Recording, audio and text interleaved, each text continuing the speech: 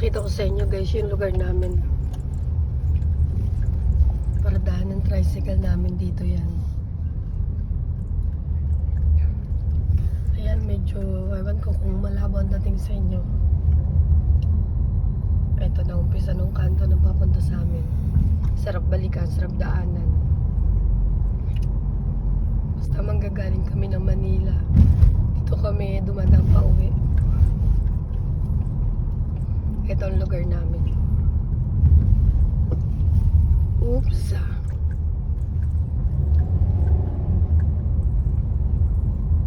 Dati, dayuhan namin yan ng basketball na pinapanoran. Ngayon, wala na. Ginawa ng tindahan. Ay, hindi. Tindahan. Mga bahay.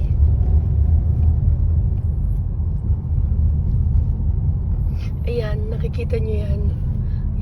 Ang likod niyan, ilog. Dati makikita mo yan, matatanaw mo. Ngayon, hindi na, tinakpan na talaga nila. Kasi alam mo kung bakit, Pang? Kasama ko si Mr. Driver ko ngayon.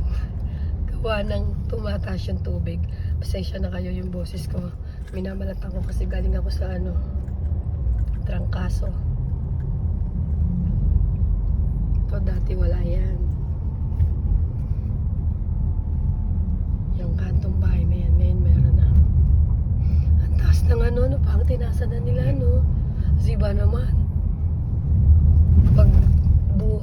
Nung pag bumabagyo, grabe. Kabaha dito. Binabaha dito. Dati hindi na Pang. Uy, dati hindi talaga. Promise. May promise pa, no? Hindi ka tiga rito. Sabi ganun eh. Ako lang po yung tiga rito kasi si Mr. Tiga Olonga po yan. Tuturo ko sa inyo yung pinakakanto ng namin sa bahay. Basta ito yung lugar namin. Dire-diretso to mula kanto hanggang dito sa may bahay namin Walang cut-cut to, walang putol, walang edit. Ito na yun. Ay, may swimming pool doon, may swimming pool doon. Tulay ito, yung gawa siyang tulay. Pataas siya, ibig sabihin pa. Lalakihan ng karsada, Baka. Tamaan yung swimming pool na yun. Baka nga parang.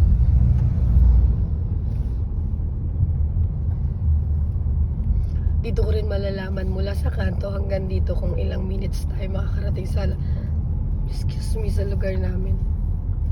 Ayan yung ilog Natanaw nyo ba? Ayan basta dyan. Sayang hindi nakita. Medyo dito hindi pa natatasan yung pader. Mababa pa yung pader niya yan.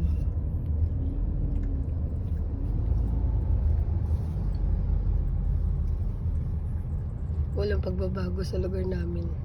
Siyempre, kasi buwan na maliit kami hanggang sa lumaki. Ayan na yan, mga bahay na yan.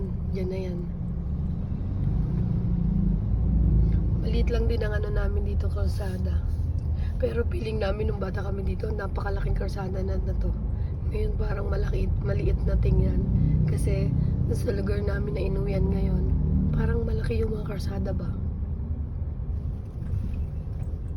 Tingnan na, lechok lang. Sawa ni Armin. Nanda doon.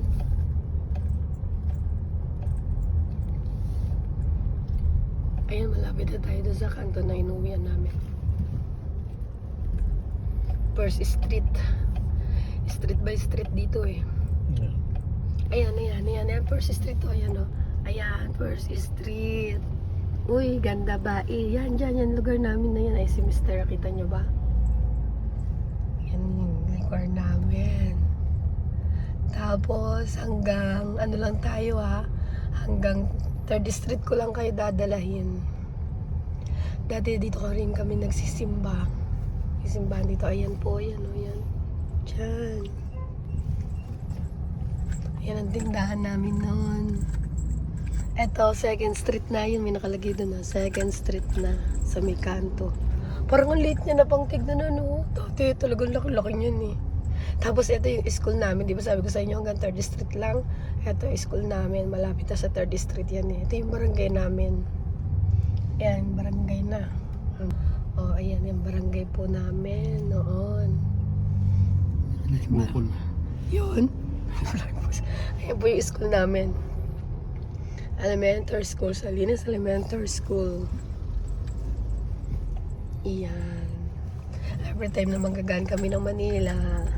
Ano to? Multipurpose na yun. Meron na rin barangay. Ayan, ito, 3rd Street na yan. Yan, 3rd Street na yan. So, yan, hanggang dito lang. 5 minutes. O, di ba? Ang bilis lang. Mula sa kanto hanggang dito sa may school namin. Ito po yung lugar ko.